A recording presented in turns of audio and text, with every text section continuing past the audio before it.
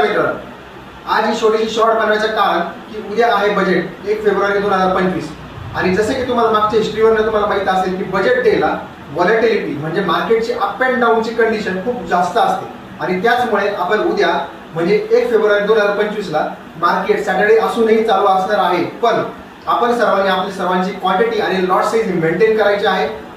Strictly आपण stop loss follow करायचा आहे. स्टॉप लॉस का फॉलो करायचा आहे की मार्केट एक रॅन्डम 2-3%, 4%ची मुवमेंट इझिली देऊ शकतं. बजेट डे मध्ये व्हॉल्यूम मोठा असतो, व्हॉलेटिलिटी असते आणि त्यामुळे आपण सर्वांनी रिस्क आणि रिवॉर्ड्स हे कम्प्लिटली फॉलो करायचे. बरेचसे लोक म्हणतात की बजेट डेला ट्रेड करू नये, पण माझं असं म्हणणं आहे की आपल्याकडे जर proper risk reward ratio maintain असेल तर उद्यासाठी आपल्याला एक गोल्डन ऑपॉर्च्युनिटी आहे की आपण ती ऑपॉर्च्युनिटी ग्रॅब करू शकतो. High volatility means high risk but high reward, आणि हाय रिवॉर्ड म्हणजे आपल्याला जास्त प्रॉफिटसाठी जर ट्रेड करायचंय तर थोडी रिस्क घ्यावीच लागेल आणि ती थोडी रिस्क आपण उद्या घेणार आहोत. 100% घेणार आहोत का?